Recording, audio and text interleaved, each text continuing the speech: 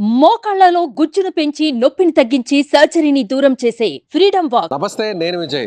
ఏపీలో కొత్తగా కొలువుదీరబోతున్నటువంటి ప్రభుత్వానికి సంబంధించినటువంటి ముఖ్యమంత్రి, ఉప ముఖ్యమంత్రి, అలాగే మంత్రులకు సంబంధించినటువంటి ప్రమాణ స్వీకారానికి కార్యక్రమాలంతా కూడా పూర్తి స్థాయిలో ఏర్పాట్లు పూర్తయి ప్రస్తుతం మనం సభా వేదిక ముందున సభా వేదిక మీద ప్రత్యేకంగా ఏర్పాట్లు చేస్తున్నారు. రేపు గవర్నర్ సమక్షంలో ఈ ప్రమాణ స్వీకారం జరగబోతుంది.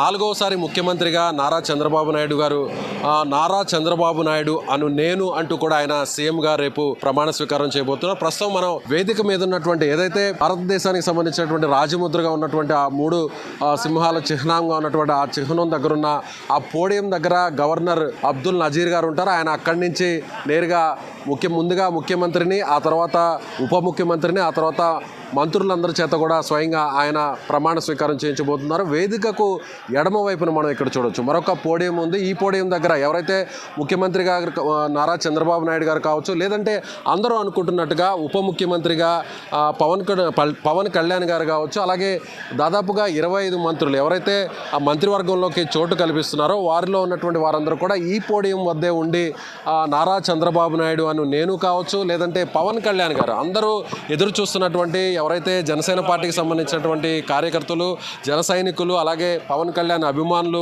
అందరూ కూడా ఎదురు చూస్తున్నటువంటి పవన్ కళ్యాణ్, కొణిదెల పవన్ కళ్యాణ్ అను నేను అంటూ కూడా ఆయన ఉప ముఖ్యమంత్రిగా ప్రమాణ స్వీకారం చేసేటువంటి ప్రాంతం ఈ ప్రాంతమే. ఇక్కడ మనం చూడొచ్చు వేదికకు కుడివైపున గవర్నర్ అబ్దుల్ నజీర్ గారు వీరి చేత ప్రమాణ స్వీకారం చేస్తారు. ఆ తర్వాత ప్రమాణ స్వీకారం చేసిన తర్వాత ఏదైతే ఓత్ పూర్తయిన తర్వాత నేరుగా అక్కడి నుంచి సంతకాలు చేసేటువంటి కార్యక్రమం ఉంటుంది. అక్కడ తొలి సిగ్నేచర్ ముఖ్యమంత్రి హోదాలో కావచ్చు, లేదంటే ఉప ముఖ్యమంత్రిగా కావచ్చు, లేదంటే మంత్రులుగా కావచ్చు, వారందరూ కూడా అక్కడ ప్రత్యేకంగా ఏర్పాటు చేసినటువంటి ఆ టేబుల్ దగ్గరే ఉన్నటువంటి అక్కడ సిగ్నేచర్ చేసేటువంటి పరిస్థితి. సో మొత్తం ఈ కార్యక్రమం అంతా కూడా రాజ్యాంగబద్ధంగా జరుగుతుంది, అధికారిక కార్యక్రమం. అలాగే ఈ కార్యక్రమానికి కూడా స్వయంగా ప్రధానమంత్రి నరేంద్ర మోడీ గారు, అలాగే కేంద్ర మంత్రి హోంమంత్రిగా ఉన్నటువంటి అమిత్ షా గారు, అలాగే ఇతర కేంద్ర మంత్రులు, కీలకమైనటువంటి వివిధ రాష్ట్రాలకు సంబంధించినటువంటి ముఖ్యమంత్రులు కూడా ఈ కార్యక్రమానికి హాజరవుతున్నారు. వేదికను పూర్తి స్థాయిలో ఎన్డీఏకి సంబంధించినటువంటి ఆ కలర్ కనిపించే విధంగా, ఎన్డీఏకి సంబంధించినటువంటి పార్టీలకు సంబంధించినటువంటి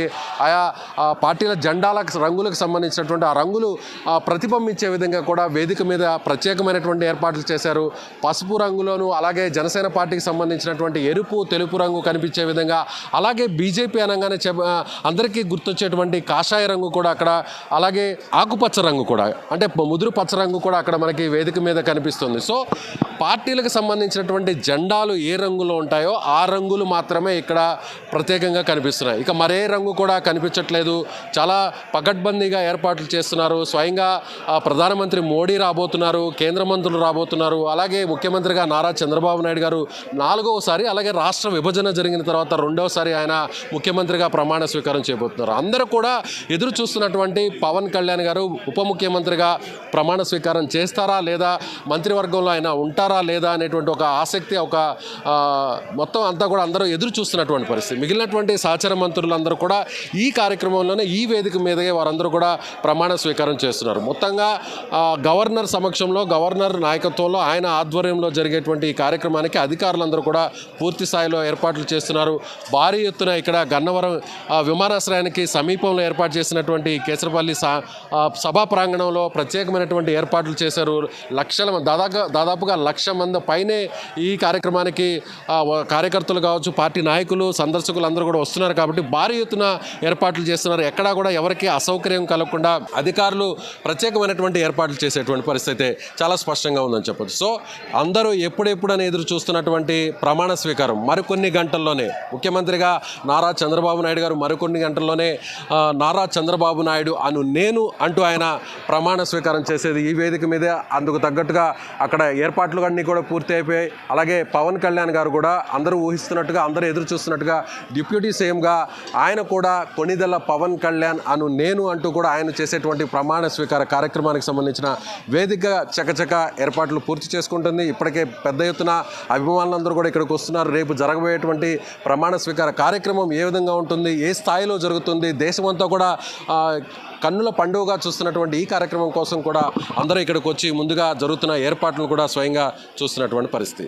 సో ఇది ప్రమాణ స్వీకారానికి సంబంధించినటువంటి ఏర్పాట్లపై ప్రత్యేక అప్డేట్. కెమెరామెన్ లక్ష్మణ్తో విజయ్, సుమన్ టీవీ, విజయవాడ నుంచి.